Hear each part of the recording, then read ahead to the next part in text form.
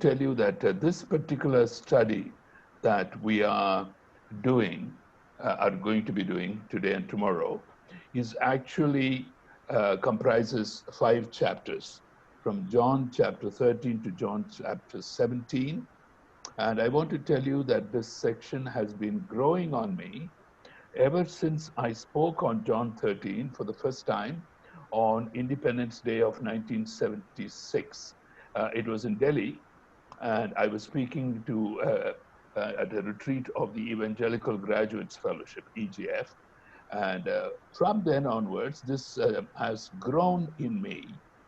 And in fact, I wanted Sudan to put the same picture for both days, which is a picture of Jesus sitting with the 11 disciples. And the 12th disciple, this is a picture we have in our dining room. And my wife bought it from a Muslim gentleman here in Pune.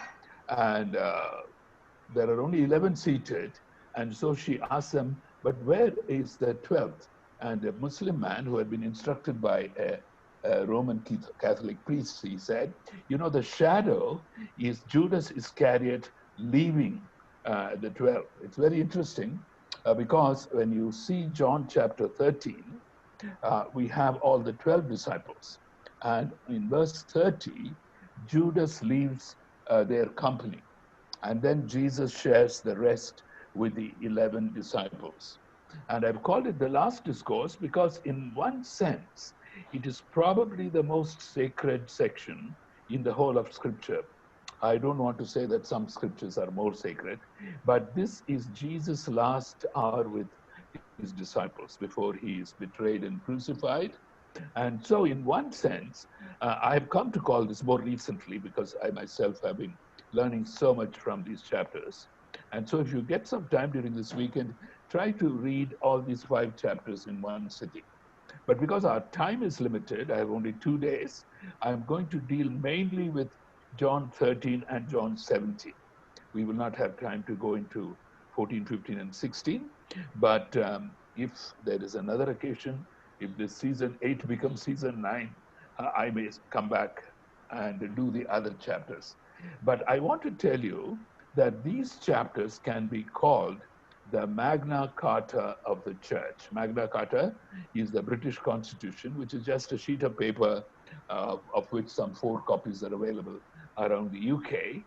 But this is the constitution of the church. And so I want to tell you, old people and younger people, that if we can get hold of this, we will be such a blessing to our churches, our fellowship groups, because Jesus here is demonstrating something, particularly in John 13. It is a kind of what should I say, a kind of a foundation for the church. It is not a written constitution. Unfortunately, our constitutions of various denomination churches do not have these chapters. But at least mentally and in our walk with God, if these chapters become a part of our life, then it will be wonderful. Now, of course, Sudan, as usual, has sent me a message saying that August 3rd is free. Let me check and I'll come back to Sudan after this evening meeting is over. I also saw this mustard seed. I want to tell you something. When I was working with Ravi Zacharias Ministries, some 18 years and 11 months, particularly in India, people had this peculiar habit of introducing me as one who speaks to intellectuals. So when you are introduced that way, you have to diffuse that introduction. And so I used to say that when I speak to intellectuals, I have to come down to their level. When I speak to children, I have to come up to their level because of such is the kingdom of God. And please remember that the truth of the Christian message is simple, but not simplistic. It is both simple and profound.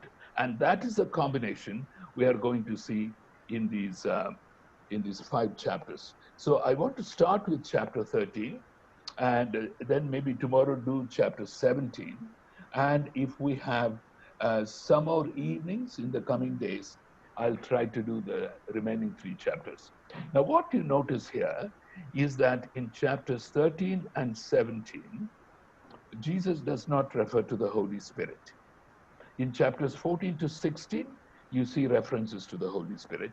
But as I would try to explain as we study John 13 tonight, that the work of the Holy Spirit is very present even in chapter 13. Now, I want to start towards the end of this chapter and work backwards, which would be very important for us because John 13, verses 34 and 35 kind of lay the foundation for what we would learn in the remaining sections of this chapter. In verse 34, Jesus says, a new commandment I give you, love one another. As I have loved you, you must love one another. Now, one of the things I want to say, and of course, this is true of all of John's Gospels, John's epistles, he uses the word love. But I want to tell you that love is the most used and most abused word of any language, including the English language. And so, as we proceed today, tomorrow, I would suggest to you some practical ways in which you stop using the word love too often so that you don't become too familiar with it. There is a curse even in familiarity, because when you come across a familiar word, you think you know what that word means, but we really do not know. We are just beginning to scratch the surface. So I'm going to suggest to you some alternative words from scripture and verses you can find for yourselves, but as we go along. But I want to tell you what is new about this command, about Jesus' commandment. The old commandment is what you find in Leviticus 19, verse 18, where Jesus says, you shall love, or God says, sorry. In fact, that's a very interesting chapter. It begins with the word, verse 2, be holy for I'm holy. And holiness is defined entirely in relationships. Because we are Indians, most of us are Indians. And in the Indian understanding, Hindu understanding, holiness is being separated from everything. You go and be with God at the top of a mountain. But in the biblical sense, even in the Old Testament sense, holiness is relational. And therefore, in verse 18 of Leviticus 19, God would say, love your neighbor as you love yourself. But when you fast forward to John 13, verse 34, Jesus says, I'm giving you a new commandment. The commandment itself is not new, but the standard is new. In the standard in the old commandment, or your love for your neighbor, is the way you love yourself. You accept yourself. You are kind to yourself. But now I am raising the bar. Your love for one another should be marked by a standard which is my love for you. And if you go to chapter 15 and verse 9, he would raise the bar still further. He would say, as the Father has loved me, even so I have loved you. In other words, he raises the bar to the highest level. And please remember, those of you who attended my 2 sessions on the Trinity, and they are available, recordings are available on Facebook, YouTube, which of course Mega may announce for you later. But you can listen to that. Some of it would be repetition, but a very needed repetition, because I don't think these are things which we simply grasp if you hear it once. So we have to understand that. Now, I want to tell you something, because we are all Christian believers. And if I woke you up in the middle of the night, and if I asked you for the first verse that comes to your mind about God's love, and that will be John 3:16. Not wrong, because that is where God's love touches us. God so loved the world that he gave his only begotten Son. But there is a philosophical problem with John 3:16, because the one who loves is God, but the one who is loved is the world. God is uncreated, but the world is created. So before the world was created, can God be loved? Now go back to your own lives as human beings. We begin with discovering relationships. You cannot love before you discover a relationship. the first relationship we discover is the mother, although we may not even be conscious of her. And then the father, then the older siblings, and then you go to school, you make friends, you grow up, you fall in love, you get married, you have children, and some of you older folks will have grandchildren like we have, and grandchildren are a very special specimens of the human race. It's very interesting. C.S. Lewis says, God is our father and not our grandfather. Because the difference between parents and grandparents is this. Parents will say, please go and have a good time, but don't do these things. But grandparents will never say, don't do. You go and have a good time. And that's why God is our father, whether we are young or old. God is our father. He is a disciplining father. He is not a permissive grandfather who will allow the grandchildren to do whatever. So that is a very important part of even bringing up the family. In fact, I'm going to be doing a program for a church on the family based on the Trinity, but that is on a Sunday. I don't know when it is. I've forgotten what Sunday that is. I'm now zoomed out. So I have to look at my itinerary before I commit myself to anything. Now, I want you to look at that.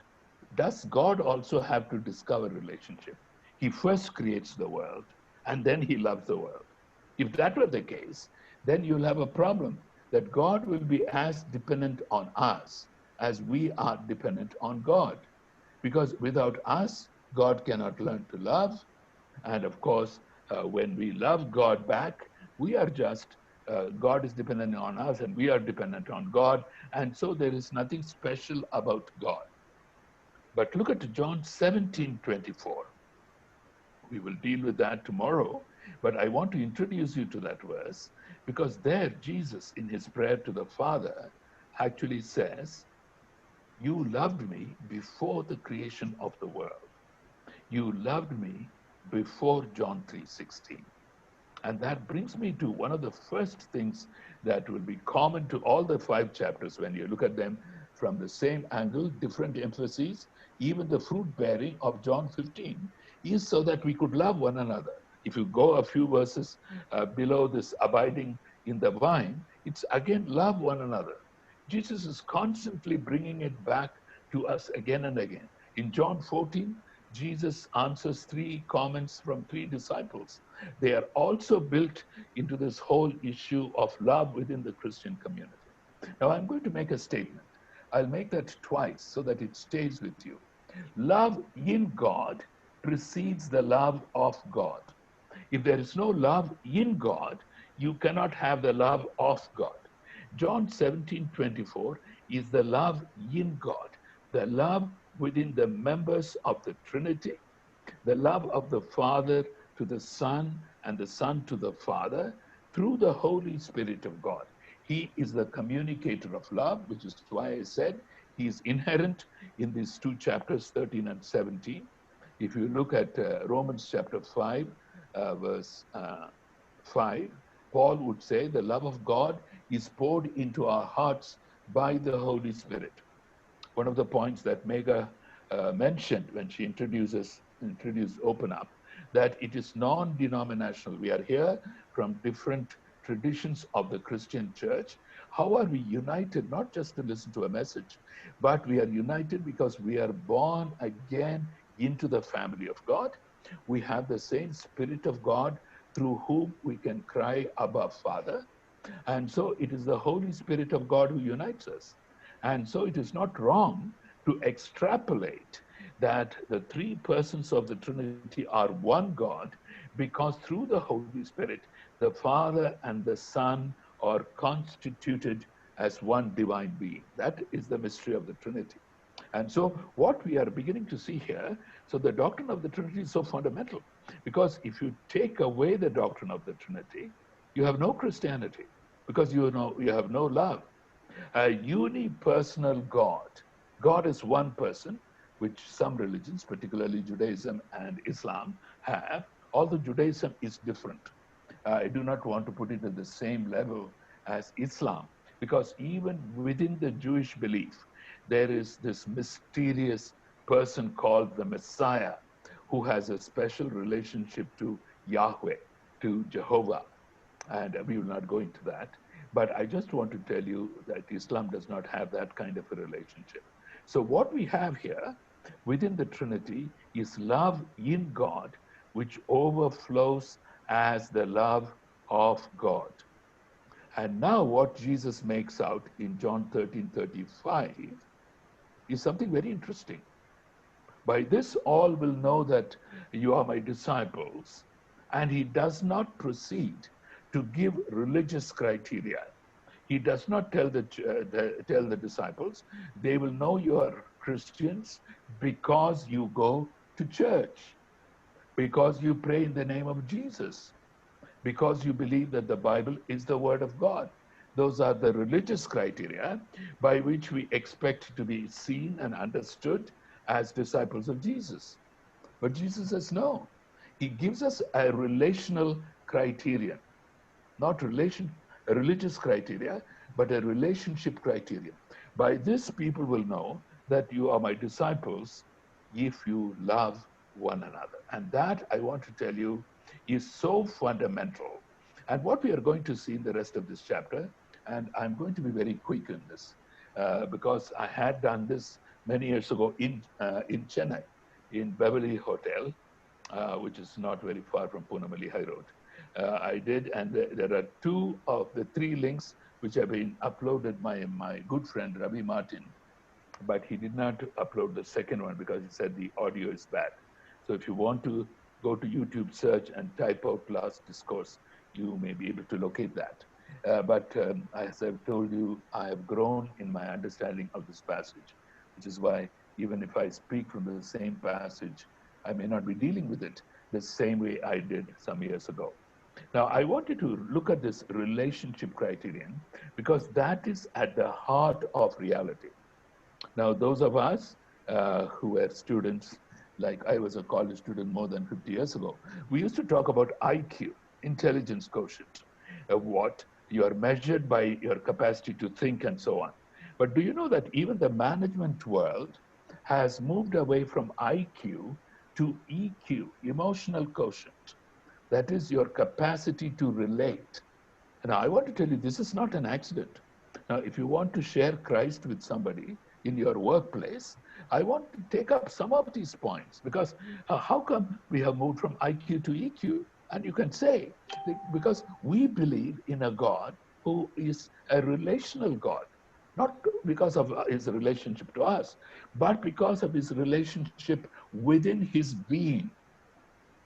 Love in God precedes the love of God. And then you have another important point that comes out of verse 35, because if your love among yourselves is going to reflect the Trinitarian love, then people will be attracted to come to you. Please remember, all of us want to bring people to faith in Christ. We want to make Christ attractive to them. But I want to tell you, my dear people, I want to tell you that the local church has also to be attractive. Because when they come to Christ, you are going to baptize them into membership of the body of Christ. We keep on talking about the attractiveness of Christ, but we do not talk about the attractiveness of the Christian church. I'm not talking about a big denominational church, but I'm talking about a small cell group, which may be meeting in your home, to which you may invite your neighbor or your friend who may be from another faith. Please do that once in a while. Because when we were in Singapore, my wife used to lead a ladies' Bible study, and once in a while, a Hindu lady would join them. And you know what impressed her most in the meeting? Not the Bible study, and not the good food that my wife would serve them, but at the end of the Bible study, they would share prayer requests, and they would pray for people whom they had not seen. And she once told the group, I do not know how you can passionately pray for people who you do not even know. You do not realize how attractive this relational criterion is. Unfortunately, that's why I want to tell you very simply here. I don't want to develop this. But Satan does not have to attack too many things in the Christian church. He has to only attack relationships. Not in the big church, not in your, of course, pastorate committees, they're all important. But I'm saying that love in the church must precede the love of the church.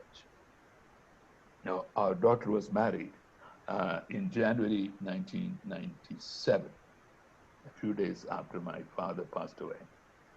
So I had to come to Chennai and bury him and then go back to Mumbai to be at our daughter's weddings. Pastor Stanley Mehta spoke at the wedding and he said something which was humorous and serious at the same time.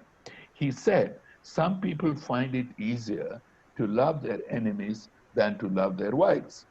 And of course, we all laughed. But then we realized how true it was.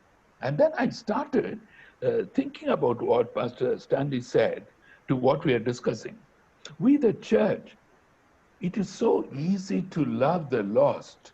It is so difficult to love the saved because the lost are far away. Maybe they are in some Malto tribe in Bihar or they are in Cambodia.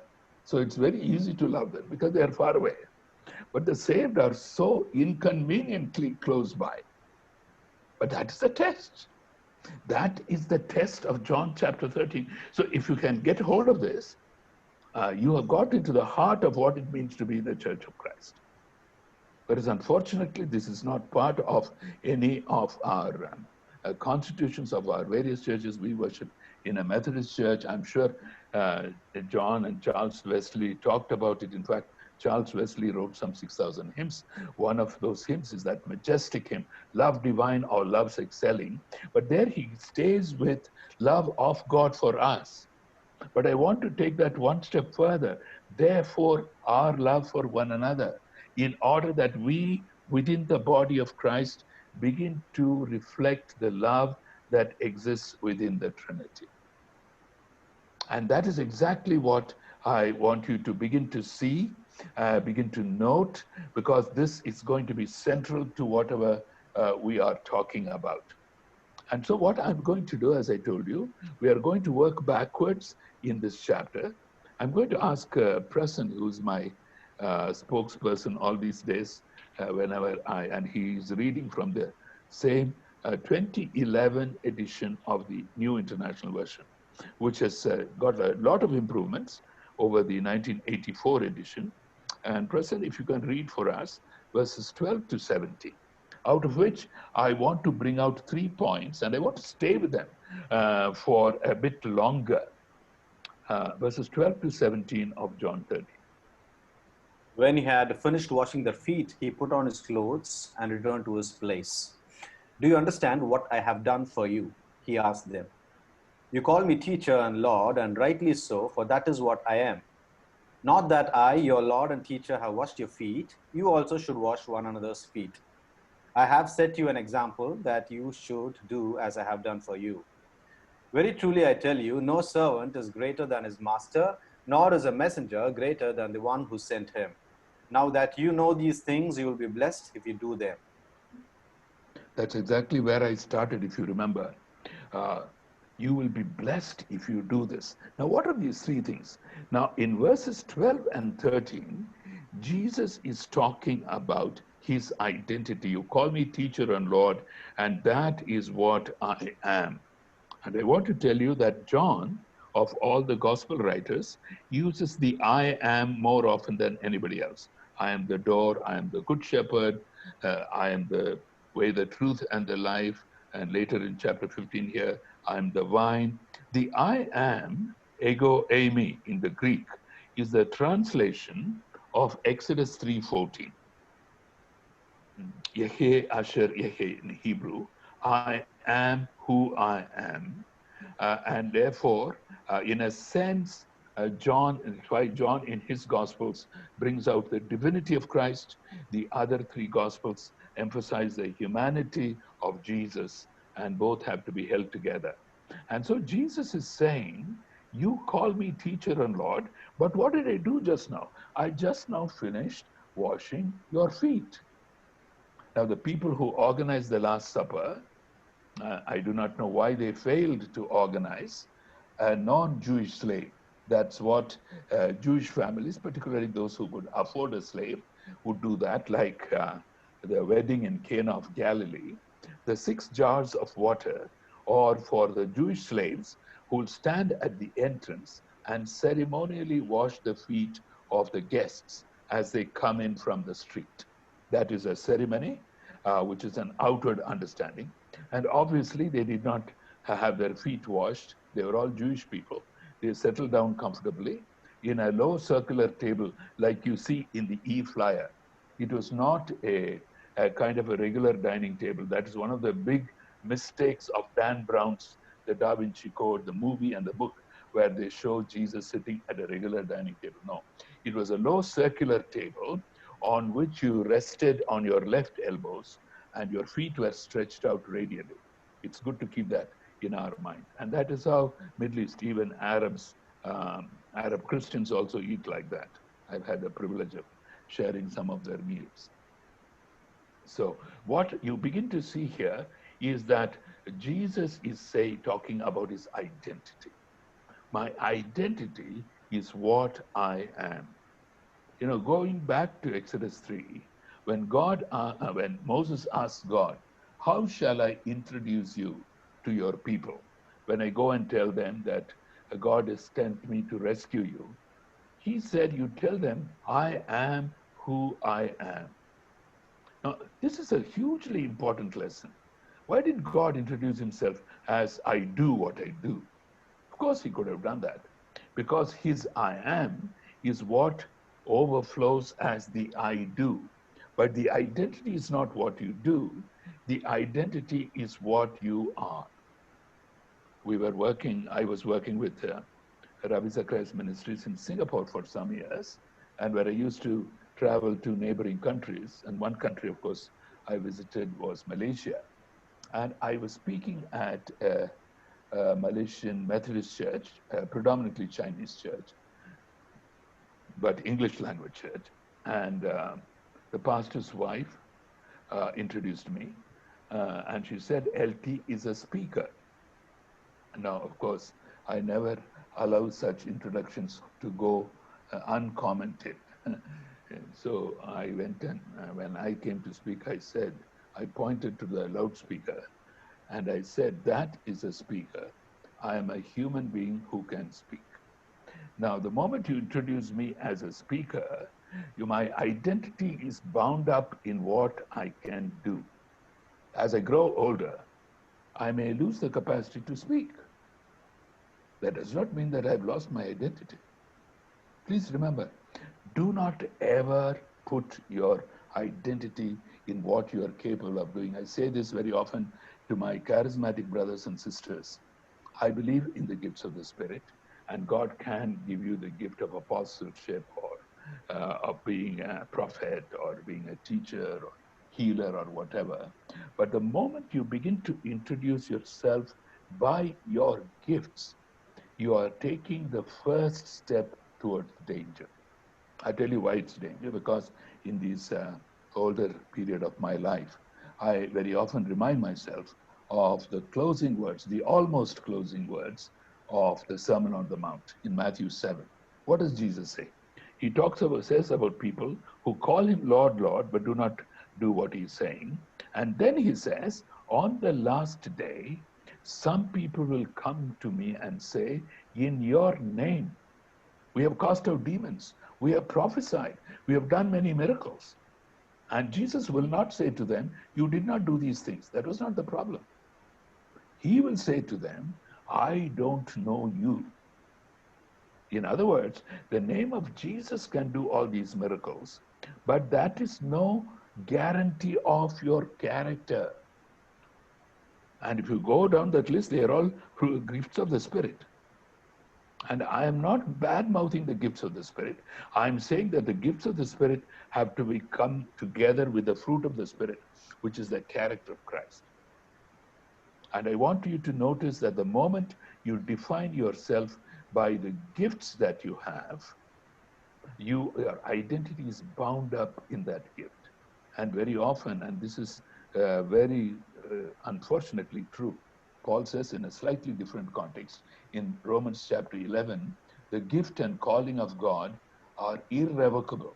Because once God gives a gift to somebody, he does not take it back. So even if I'm not walking with God, my gift of doing in Bible studies may still remain with me. And so I can deceive myself, I can deceive you, saying that because I do a reasonably good Bible study, I may be walking with God. And I've told myself 100 times, Lord, I never want to think of what I can do for you in your name as a guarantee that I'm walking with you. No. Please never make that mistake. I want to say all of us have gifts. Don't think that only some people who hit the headlines have gifts. Everyone has a gift. Paul makes it very clear. But I want to tell you, your identity is not going to be in your gift. Your identity is not going to be also in your position as chairman or bishop or pastor, or let me give you an illustration from my own life. My last position in the government was chief engineer in Calcutta, looking after 12 states.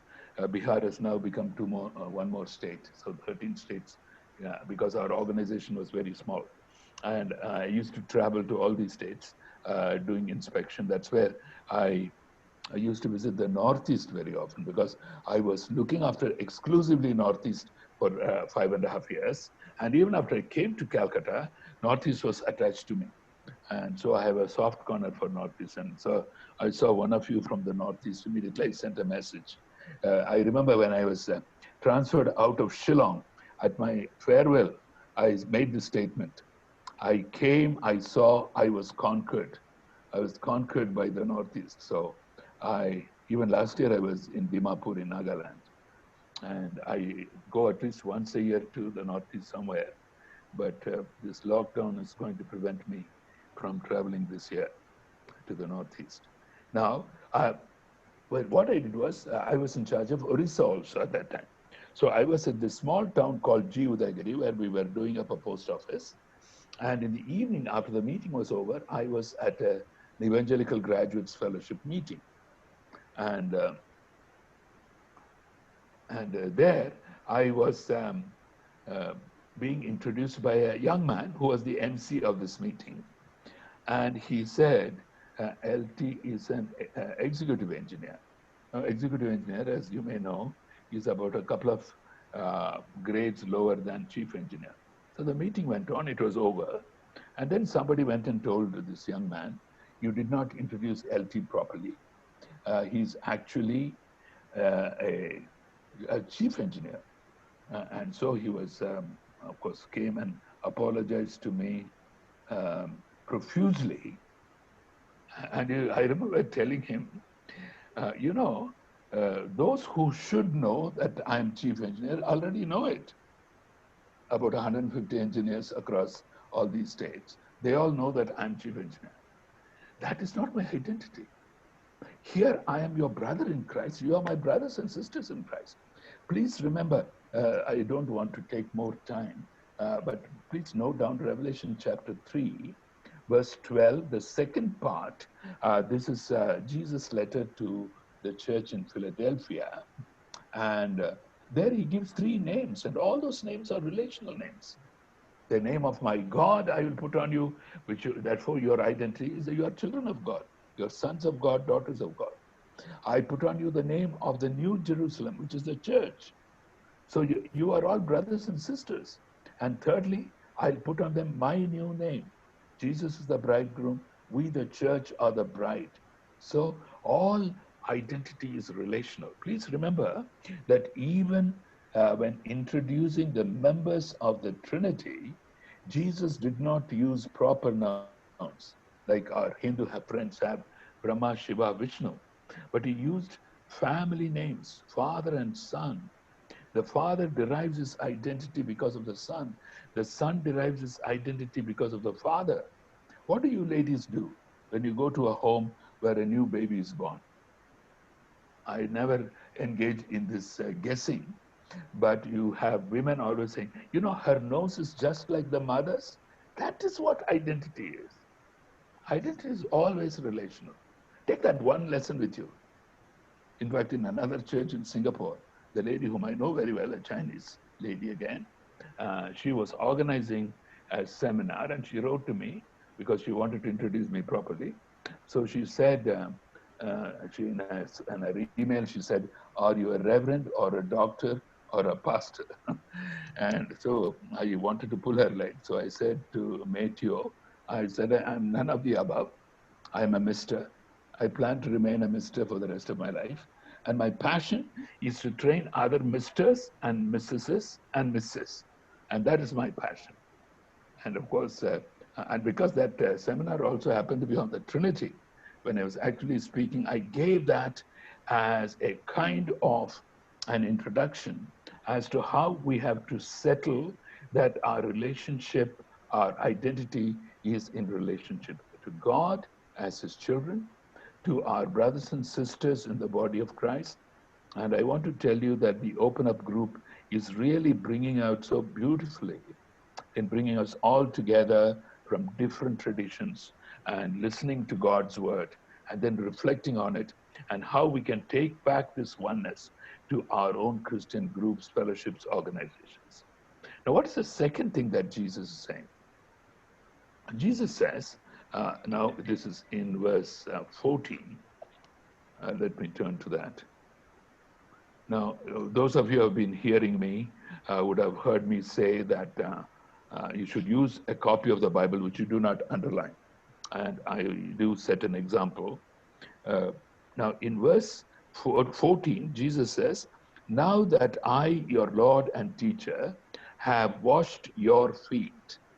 And when you read the Bible, this is now I've been introduced to a reading of the Bible. Not that I did not do this, but this is a nice name. It is called a second person reading of scriptures. You know, the first person reading is when I am reading it to see what I can get of it. A third person reading, for example, if you're reading Job as a third person reading, you are seeing what Job is going through. A second person reading of the Bible is for you to participate in the narrative of Scripture. And therefore, you can use your imagination. That's what C.S. Lewis and J.R. Tolkien used when they wrote all their Tales of Narnia or Lord of the Rings, bringing out Christian truth by these amazing imaginative stories. And so, please participate in the narrative of Scripture. And so, if I was there, I would have thought like this. Jesus would have given a pause. Now that I, your Lord and teacher, have washed your feet. And the disciples were eagerly waiting for Jesus to say, "You should also wash my feet." And 12 pairs of hands would have reached out eagerly to wash the feet of Jesus. But what happened? There was a huge anticlimax. "You should wash one another's feet." I would imagine a groan in the upper room. And probably the loudest groan is coming from John. You know, John is sitting next to Jesus in the same circular table. So across the table, what does he see? He sees the feet of Peter, big and dirty, bad combination. You know, babies' feet are small and dirty, and they are babies. So you don't mind washing their feet. But John is wondering, how can I ever wash Peter's big and dirty feet? We'll come to that feet part. I don't know how much time I have. I'm going express speed, but I have to do that. And so I want you to begin to see that Jesus here is connecting what he's doing with verse 35, which we saw. What was verse 35?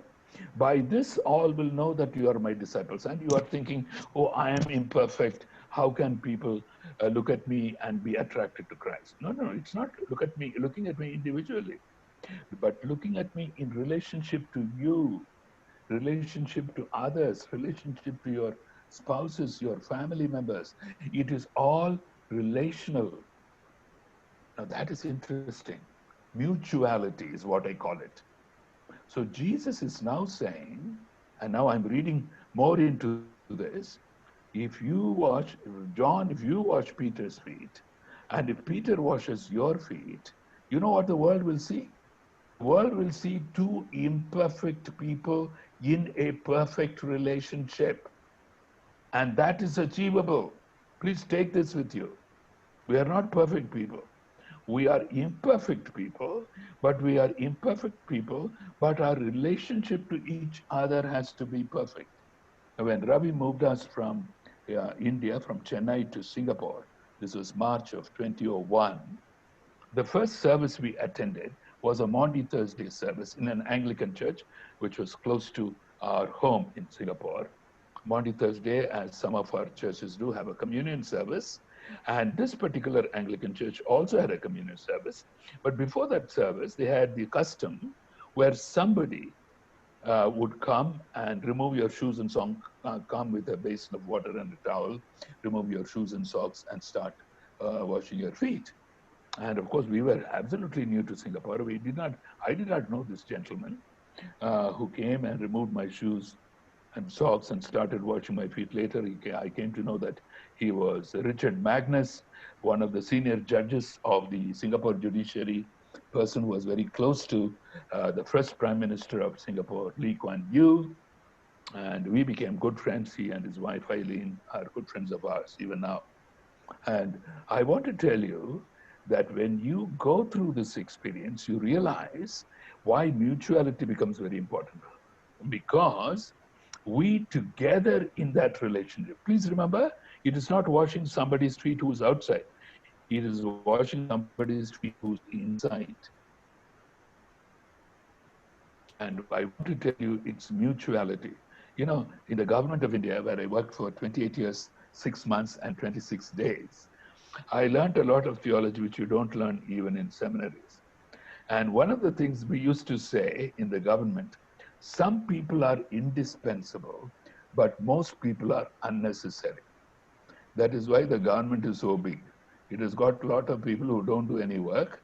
And now, I don't know whether you saw the paper yesterday, railways do not have money even to pay their pensioners. And now I'm a pensioner from the old BSNL. Although when I retired, it was the Department of Telecom. And today I went to the post office from where I get my pension. And I was talking to the postmistress. She's a lady. And she was saying in Hindi that this government wants to close down post offices also. And so we do not know. So we are in the government, some people are indispensable. You can't do without them. And most people are unnecessary. The government of India can easily run with about 10% of its present labor force. But what is the true of the church? No one is indispensable, but everyone is important. One of the big pitfalls that those of us whom you come and listen to, we fall, is to consider ourselves indispensable. I want to tell you, we are not indispensable. God can do without us. And that is something I have to constantly remind myself. All of us, so-called leaders, gifted speakers, whatever, once in a while, it will be good to say before God, we are not indispensable. In fact, Jesus gives amazingly paradoxical teaching. If you go to Luke chapter 17, don't turn to that. In verse 10, around verse 10, he says, when a master comes back from his work, is he going to tell the servant, please sit and have a meal, then you can come and serve me? No, no. He will say, you better come and serve me first, and then you have your meal. So also, after you have done everything, you should say, we are non-indispensable servants. Unfortunately, the English is, we are unworthy or unprofitable servants. But when I did some Greek digging, the more appropriate translation for that particular verse, non-indispensable servants, non-indispensable servants. We are not indispensable. And it's good for us to constantly remind ourselves. In fact, when I preached on it to a huge gathering in Hyderabad some time back, a pastor was so shocked that there was a verse like that in the New Testament. Because you've got the other side where Jesus will say, well done, good and faithful servant. Please hold these two together. One is not against the other. Both are equally true. That I am not going to blow my own trumpet. I am not going to wear my plastic crown and strut around like a peacock. These are some of the lessons we people who are in position of leadership, we have to constantly remind ourselves. Otherwise, we come to think that we are indispensable. The second important lesson, no one is so old who has nothing to receive from a younger person. No one is so young that he cannot give something to an older person. We are interdependent. How important it is.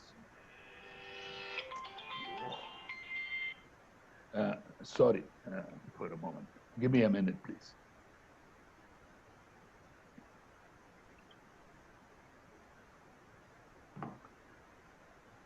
We are non-indispensable and we are interdependent, which means that you should receive from others. Most of you call me uncle, but we have some couples, younger couples, who call me by our first names, LT and Esther. You know why? Because we want them to correct us when we go wrong. Because uncles can do no wrong. So if you keep calling me uncle, you'll never tell me when I do something wrong, when I say something wrong. But if you call me LT, then you can call me. I'm talking from an Indian cultural point of view. If you go to another country and if you call me uncle, they'll say, how is he related to you? They'll be scandalized. So you begin to see that you build safeguards so that people can approach you, you become approachable, you become correctable, and that is one way Jesus is saying. And what's the third thing he's saying? I have set you an example. So in this passage which Prasan read to us, verses 12 to 17, the first one was identity. My identity does not come from what I am, what I do, what I'm capable of doing, the position I hold, Christian world or outside world, whatever, because my identity is what I am in relationship to God, in relationship to God's people, and then along with the church in relationship to our bridegroom. That is what identity is. And then it also tells you, the second is mutuality. That means we are willing to receive and give to others.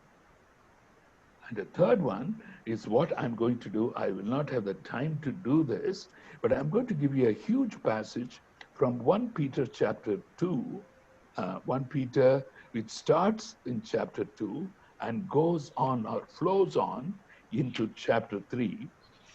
This is called chiasm. Chi, the Greek letter chi is like our English X, in which normally what the teacher does is to give 2 points or 3 points before the central point and 3 points after the central point. But everything is kind of gathers around the central point. Now the passage, I'll only give you the verses, but just I tell you where to read from. You try and read it when you go. It is from verse 18 of chapter 2, 1 Peter 2, verse 18. It goes up to chapter 3, verse 7. 1 Peter chapter 2, verse 18 to 1 Peter chapter 3, verse 7, where he's talking about 4 relationships. First, about slaves in verse 18. Oh, sorry, it should start with verse 13. Submit yourselves for the Lord's sake to authority. So verse 13 onwards is how you submit to authority. Verse 18 onwards, slave to masters. Coming to chapter 3, wives to husbands. Chapter 7, husbands to wives. So those are the 4 points, 2 before and 2 after. In the center, which I would read, I will read this from verse 26. But how is it to your credit if you receive a beating for doing wrong and endure it? But if you suffer for doing good and you endure it, this is commendable before God. To this you were called, because Christ suffered for you, leaving you an example that you should follow in his steps. And then, of course, Peter goes on to say that by his stripes we are healed. But the center point is Jesus entrusts himself to God. And so in one sense, in all your relationships, your relationship to authority, you are citizens of India, you submit yourself to your authority. But if you happen to be a Christian politician or a Christian civil servant, you are also submitting to the people whom you serve. It's a mutual thing. Slaves to masters, masters to slaves. Then wives to husbands, husbands to wives. So it's all a question of mutual submission. And that is the example Jesus is saying. I'll come presently to why Jesus did not want to have his own feet washed, although his feet also would have been dirty. Now, I'm going to read now from John 13, but we are now coming to the narratival portion. And I want to very quickly read through this because I may have to revisit this chapter tomorrow for finishing the first 3 or 4 verses. Now, I want to read from verse 6 onwards. He came to Simon Peter. Now, Jesus started washing the feet. He has taken off his outer garments. He has tied a towel around his waist, and taking a basin of water, he started washing the feet of disciples. He comes to Peter, and Peter, you can expect him almost always to say the wrong thing. Because if Peter had not spoken, we may not have half the Gospels. So that's one of the things I'm going to tell Peter when I meet him. Thank you, Peter, for speaking without thinking. Because when you say something off the top of your head, you are doing a favor for us because you are taking our very words. And if Jesus were to come to me and wash my feet, I would have said exactly what Peter would have said. So he came to Simon Peter, who said to him, Lord, are you going to wash my feet? I want to tell you that the Greek is much stronger than the English translation. It should have been translated, you are going to wash my feet, are you? In other words, he's challenging Jesus. Let me see how you wash my feet. That's exactly the tone in which Peter is speaking. Jesus, of course, is very kind. He says to Peter, verse 7, you do not realize now what I am doing, but later you will understand. No, said Peter, you shall never wash my feet. And then Jesus drops a bombshell. Second part of verse 8. Unless I wash you, you have no part with me. Oh my goodness, Peter says, is it that serious? And so in verse 9, you can expect Peter to say this, Lord, not just my feet, but my hands and my head as well. Give me a bath. Why do you want to stop with my feet? And then Jesus explains something which is in fact critical to this. Because otherwise you will think that this passage is all about humility, service, blah, blah, blah, about which we have any number of lectures both in the Christian world and in the marketplace. But Jesus drops a bombshell and he says, verse 10, now he clarifies the bombshell. Jesus answered, those who have had a bath need only to wash their feet. Their whole body is clean, and you are clean, though not every one of you. What is Jesus saying here? This is, in fact, in my feeling, in my reading, this is probably the most important part of this chapter. Jesus is actually saying, you have all had a bath. Translating it to our present Christian experience, you are born again. When you fall into a sin, you do not have to be born again all over again. You do not have to have a bath all over again. You have to have that sin confessed and cleansed. You have to have your feet washed. That is the picture, very, very clear. I mean, there can't be two different interpretations on this. But Jesus is saying, you are already clean. He would say that later through the word I have spoken in John 17.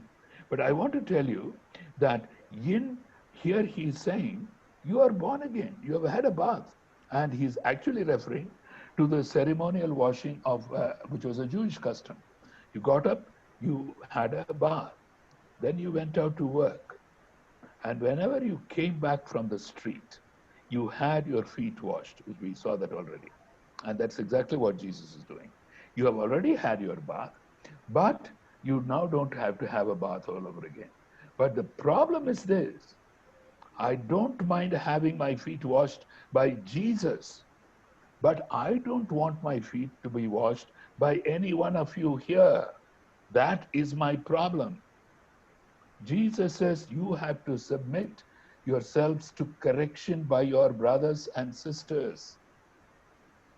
But remember, washing the feet, when I correct you and when you correct me, what is the attitude with which you correct one another? You know, our problem is not being correct because I'm now involved in an organization in which there are people who are very correct, but the attitude with which they communicate that correctness is taking the moral high ground. I call this the Arnav Goswami attitude. The nation wants to know. If you ever watch, I mean, this is how I look at TV.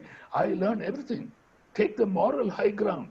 Speak down to you everybody else, as if the fourth estate, the press people. I wish I could speak to this press fellow sometime. Don't speak from a moral high ground, as if the press is an island of absolute cleanness, and the rest of India is an ocean of corruption. No, no, no. You're all part of. You're also Indians. So when you correct us, do it from our level. Don't speak down to us. That's exactly what Jesus is saying. What do we do to one another when we want to correct somebody? We don't wash their feet. We pour a bucket of water on their head. That is why they don't accept correction from us. It's as simple as that. Do you know where our relationships fail? Not because of the correct position that we hold. No, no, not at all. It is because of the incorrect attitude with which we communicate our correctness. You know, in Ephesians chapter 4, when Paul says, English translates this as speaking the truth in love, but Greek does not have the word speak. Greek has simply truth as a verb, as a participle, truthing in love. In other words, being true in love. That is how you are going to correct one another. You are not going to speak down to people. Because you are washing the feet, and the nearest part of your body to the foot that you are washing is your face. They can kick you in the face. And that is the attitude with which you are going to correct people. And let me tell you, I'm sure all of you have had this experience within the body of Christ. I've had some absolutely great experience where a particular lady, a Bengali lady, thought that this was still when I was working with the government, that I was interested in just taking over the organization. I just continued to minister to her. And a year later, he comes and clings to my feet and weeps in the presence of other people and asks my forgiveness. Now, I want to tell you that the attitude with which you communicate correctness is as important as the correct position that you hold. Knowing that all of us do not know everything perfectly, and therefore we have to give to and receive from one another. Now, I want to close here, but I want to do something which I said earlier, how to translate the word love to something practical. Now, in the epistles, there are 36 one another's. The overarching one another is love one another, but it can be translated as accepting one another, being kind to one another, not provoking one another, bearing one another's burdens. So what I would suggest is that you get a small notebook and you open a page for every one another. And at the end of a day, you begin to connect with some of your experience within Christians or even with people from other faiths. And this attitude is going to win you people. They listen to you. Because even when you are talking about the truth of Christ, you are saying it respectfully to people without disrespecting their belief systems. When you speak like that, they would begin to listen to you. One of the problems with us Christians, what we come across is what they see on TV, coming down heavily, idol worshippers, you're all going to hell. Don't ever do that, please. This is why I feel that although some good may come out of those TV programs, a lot of harm. When you start talking to Hindu friends one-on-one, you think some of the damage that some of these programs have done for people. So I want to tell you, the whole attitude with which you communicate the truth within the body of Christ as well as with those people who are outside becomes so important. So open a page for everyone. For example, are helping a weaker brother. You're trying to disciple that person. Suppose I were to take that attitude, I don't think you will ever be able to do that. Let me do it for you. You mean to say that person will accept any help from you? But if you tell him, I have also struggled with a similar problem, let's do this together. That is washing of the feet. So what I'm trying to tell you that this chapter contains dynamite. It almost becomes a paradigm from which you can interpret the rest of the epistles, particularly relationship issues. In fact, most of Paul's epistles are about relationships. And I want to tell you, you can read Ephesians 4, you can read 1 Corinthians 13, sandwiched between two gift chapters, all about relationships. And I want to translate this, and that is really what is going to bless God's people. Let me close here because I'm already out of my time, and I'm going to continue tomorrow. And at the end of tomorrow, we may have time to take some questions. Father, we want to thank you for your word. Your word is truly much beyond what we see on the outset. And we ask, Lord, that you will minister to us at the deepest part of our lives. And we pray that we would be a blessing to our local churches, our local groups, our Christian organizations, in which we begin to recognize that the attitude that we communicate with which we come our correctness is as important as the correctness of the content which we are communicating. We just pray that you will help us to learn this foot washing in a figurative sense so that the world will begin to see that we are your disciples. In your name, Lord Jesus, we pray this prayer. Amen.